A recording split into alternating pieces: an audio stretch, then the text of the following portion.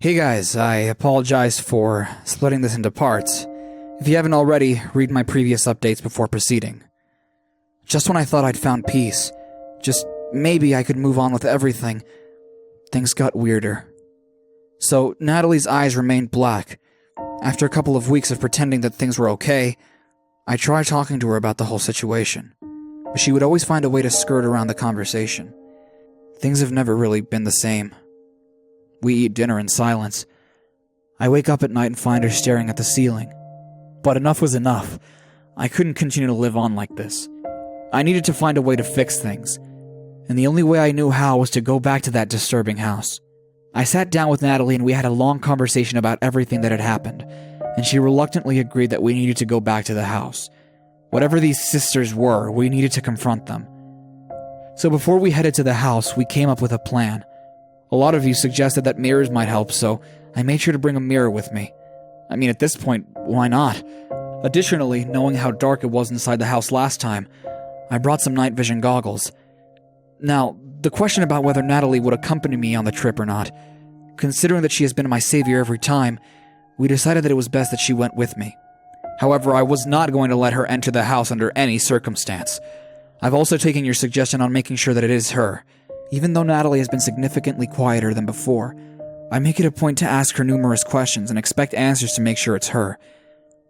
I can see the sadness in her eyes, how she knows that I have lost the complete trust I used to have in her. But she complies and responds to my questions, knowing it's the only way I can keep a straight head in this entire situation.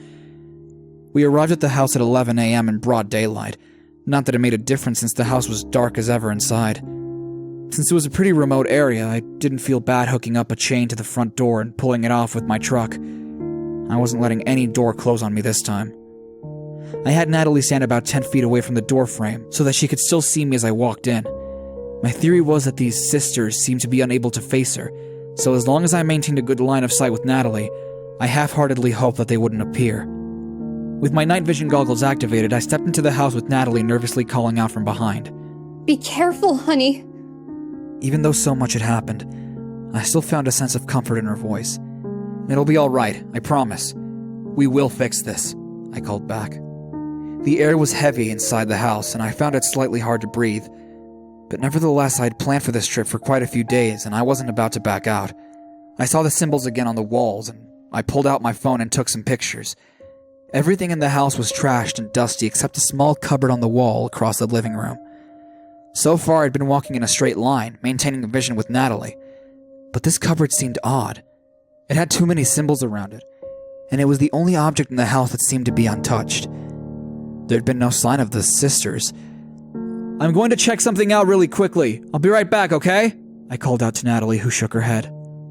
Oh, okay, but please just hurry. I want to leave already. I sprinted across the room and looked through the drawers. All were empty except the last one, which had a small pocket-sized leather-bound diary. I immediately put it in my pocket and started to head back. Just then, I turned around to find the smiling face of my wife, with a glass of water in her hand and eyes that looked greener than ever. Honestly, for a moment I admired her beautiful green eyes, only to immediately snap out of it and realize that this was the entity I was facing. I slowly began to walk past it in an arc. Just as I had passed her... Is everything okay in there? Natalie yelled from outside. The moment the sound of her voice reached me, I heard a glass shatter behind me. I knew what was going on, and in that adrenaline-filled moment, I said, screw it, I'm going to give this a shot. I pulled out the mirror, turned it around, and held it in front of its face. Now I could see it through my night vision goggles, head tilted, grinning. It let out a scream and shattered the mirror in my hand. I slowly began to back up towards Natalie's line of sight, eyes closed shut. Just when I thought I was almost there, I bumped into someone. Then I felt a hand on my shoulder, and a face right next to mine. You came back to us, it whispered in my ear. The most disturbing part wasn't that my eyes were closed. It was the fact that it sounded like 5 people saying it at exactly the same time, with some deep and some higher-pitched voices. Then I felt another hand as I was swung around the ground with a force I could not comprehend. As I fell, I crawled towards what little light was coming through the door. I barely got far enough to see Natalie screaming outside and running towards the house. Stop, Natalie, stop! Don't come in! I yelled as she halted a couple of feet from the door. No! Not you two! They can't have you two! They said they wouldn't! At that time, I didn't really pay attention to what she had said. I felt a hand holding my foot, knowing they were trying to drag me out of her vision. I noticed my phone had fallen out. At this point, I became dizzy and I reached to unlock my phone.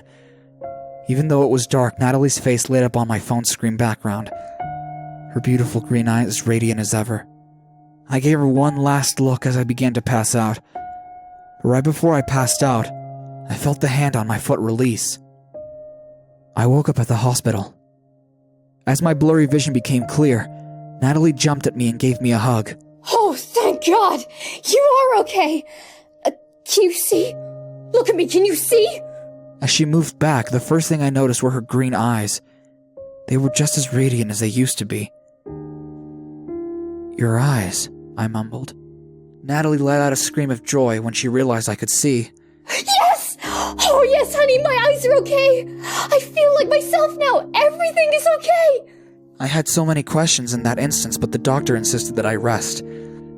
The next morning, while the doctors were completing all the paperwork for my discharge, I spoke to Natalie about what had happened at the house. She explained that as I was falling unconscious, she ran into the house only to see that the sisters were staring at my phone screen. The instant Natalie saw them, they looked up at her. After a brief stare, they disappeared. She also told me that as she was pulling me out of the house, it started crumbling and collapsed to the ground as we barely made it out. Really? I thought to myself. Was it that simple? Then I remembered about the pictures I'd taken in the house, and I reached for my phone to look at them. Oh, what are you looking for, love? Natalie asked as she saw me desperately going through my photos. I took some photos in the house, but I can't seem to find them, I replied as I wondered what happened to them. I don't remember you taking any pictures. She grabbed my phone and slid it in her purse.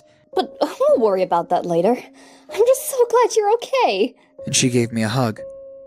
She was acting a little strange. Did she delete the pictures from my phone? I noticed my jacket still hanging on the door, the same one that I'd worn when I went inside the house. I walked over to put it on. It's chilly in here. I smiled at Natalie. Just then the doctor called her to sign some papers, and as she turned away, I immediately felt inside my pocket. I could feel the small leather diary.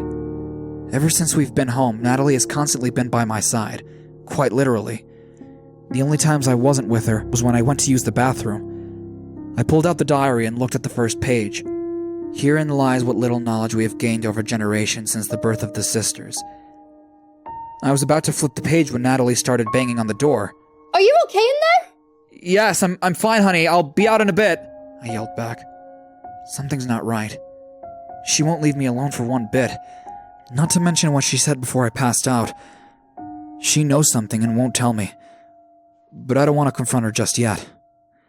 I went to work today and tried to read the diary whenever I got a chance, but I had a pretty busy day. The story is quite long, but I am getting close to finishing it. I left work a couple of hours early and drove over to the supposedly demolished house. What I saw disturbed me. The house was burnt to the ground as if someone had deliberately set fire to it. Why would Natalie lie to me? Did she set this house on fire? I'm also starting to doubt a lot of what she has said recently. Natalie keeps calling for me to come to bed, and I'm in my study recording this update.